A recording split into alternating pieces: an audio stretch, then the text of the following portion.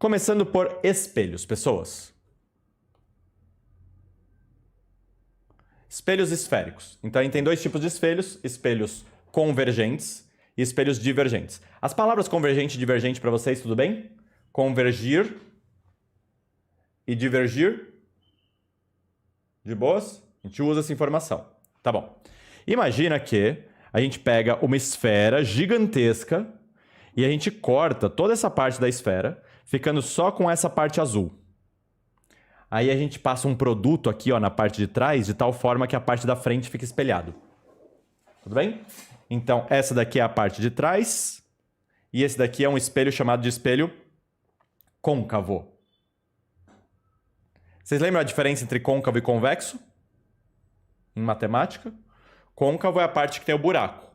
Convexo é a parte que não tem o buraco. Beleza? Então, aqui a gente tem um espelho côncavo. Repara que esse espelho côncavo tem um centro de curvatura, esse C, que é o centro da esfera que gera esse espelho. Tranquilo, né? Esse ponto aqui, ó, ele vai ser a intersecção entre o eixo, que a gente chama de eixo principal, e o espelho. No caso de espelhos, a gente vai chamar isso daqui de vértice. Tá bem? Isso daqui vai ser o vértice do espelho. Ok. Por aproximação, a gente vai dizer que o foco está bem no ponto médio entre o centro e o vértice. Esse é um conceito aproximado, mas é uma aproximação boa. E a gente usa isso no ensino médio. Tá legal? Na vida real, o foco não é necessariamente bem no centro. Ele só é bem no centro, a gente só assume que é bem no centro, bem no ponto médio aqui, né? Para espelhos e lentes gaussianas. O que são espelhos e lentes gaussianas? São espelhos e lentes que têm um ângulo de abertura menor do que 10 graus. Tipo, esse ângulo de abertura aqui, ó, ele é bem maior do que 10 graus. Só está desenhado assim para ficar didático, tá legal? Mas na vida real, a gente faria um negócio tipo aqui assim, ó. Só esse pedacinho aqui. Entraríamos um gigante nisso daqui e tá tudo certo. Beleza? E para ângulos menores que 10 graus, a gente consegue aproximar esse ponto para o ponto médio entre C e V. Beleza? Então, coloca no coração que essa distância é igual a essa e isso resolve o exercício, que é lindo de morrer. Tá bom? E o F é o foco principal desse espelho.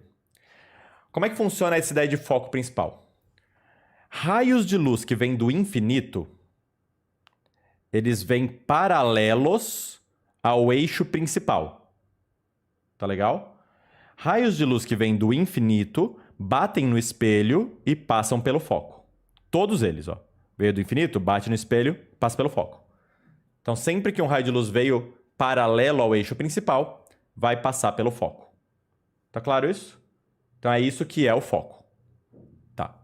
Vamos pegar a mesma esfera, vamos cortar o mesmo pedaço, só que agora eu vou passar aquele produto desse lado, fazendo com que o lado de lá fique espelhado.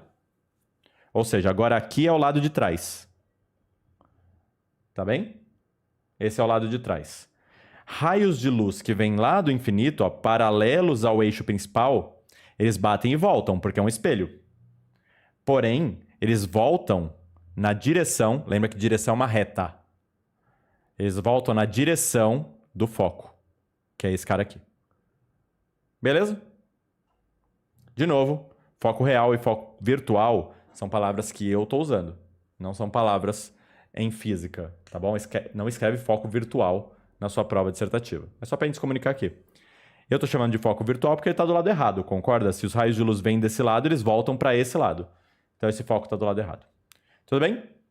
Então o que você precisa guardar no coração? Foco está relacionado com o infinito. Raios de luz que vêm do infinito saem pelo foco. Raios de luz que vêm pelo foco saem para o infinito. Tudo bem? Então imagina uma lâmpada que você quer mirar lá para frente. Você quer que os raios saiam reto, como se fosse um laser. O que você faz? Você pega um espelho desses e você põe uma lâmpada aqui. Bem no foco.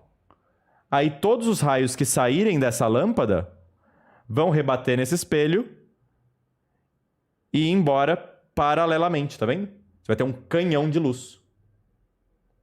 Da hora, né?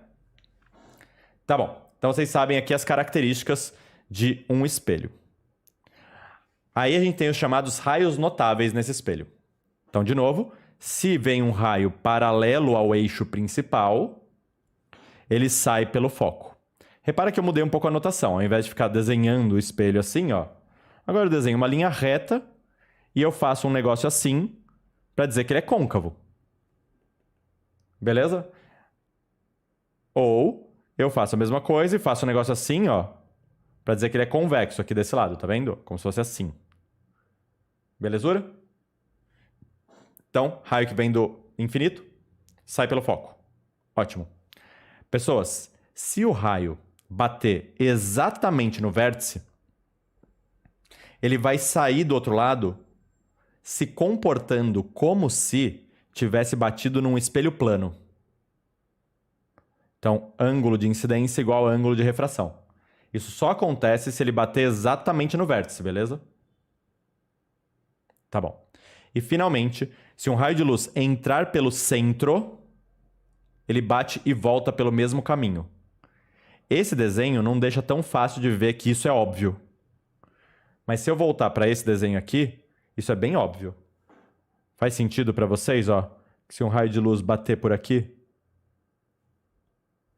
ele vai voltar por aqui? Dá para enxergar?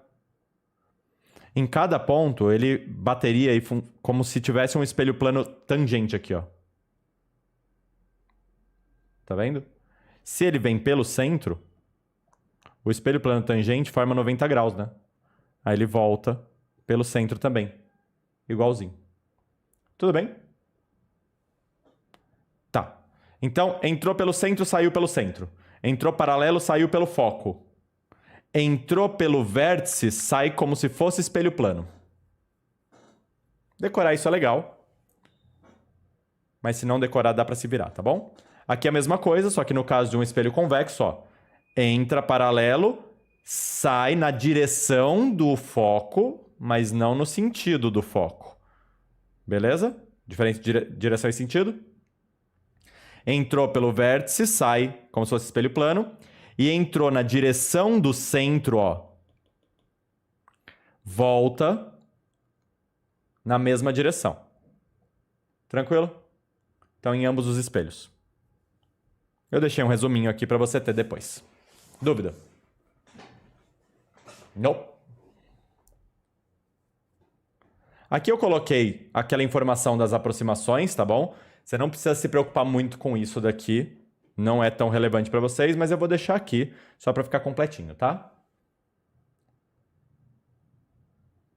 Quando a gente fala de imagens conjugadas, eu estou falando da imagem.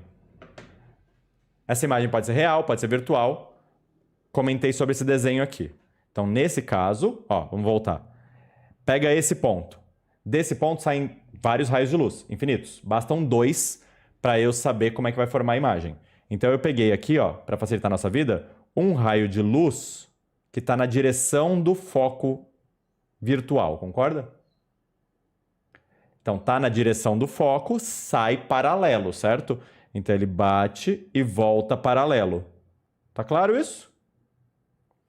Esse daqui, ó, entrou no vértice, sai como se fosse um espelho plano. Ângulo de incidência igual a ângulo de refração. Beleza? Finalmente, então, eu tenho que os raios de luz que chegam no olho são esse e esse. Nosso cérebro interpreta como se fosse em linha reta, então eu prolongo esse raio que chega e esse raio que chega. A intersecção deles está aqui. Antes ela estava aqui, né? Então, nosso cérebro entende que a imagem está aqui. Se você desenhar perfeitinho com régua e tudo mais, você sempre consegue, sem ter que decorar nada, saber como é que é a imagem. O problema é que você não vai ter essa precisão toda na hora da prova. Então, você vai ter que decorar aquelas coisas que eu falei. Tá legal? Então, nesse caso, essa imagem é claramente reduzida, porque ela é menor do que a original. Ela é direita, porque ela está para cima e o original também está para cima. Ela é virtual, porque os raios de luz não se encontram aqui, só os prolongamentos deles. E é isso, né? Então ela é direita, menor e virtual. Tranquilo? Uma coisa interessante é isso daqui, ó. Essa imagem, ela está a uma distância do espelho menor do que o objeto. Está mais perto do espelho do que o objeto, concorda? Porém, o nosso cérebro interpreta como se estivesse longe, porque ela é pequenininha. Quando a gente vê coisas que estão muito longes, a gente vê coisas pequenininhas, não é? Então a gente interpreta como se ela estivesse muito longe, mas na verdade não está. Tudo bem? Coloca no coração isso daí. O espelho convexo ele tem uma característica extra, que eu vou mostrar já já, que é muito legal, que é, não interessa a posição da vela do objeto. Se ela está perto, médio ou longe. A imagem vai ser sempre assim. Sempre direita, sempre reduzida e sempre virtual. Beleza?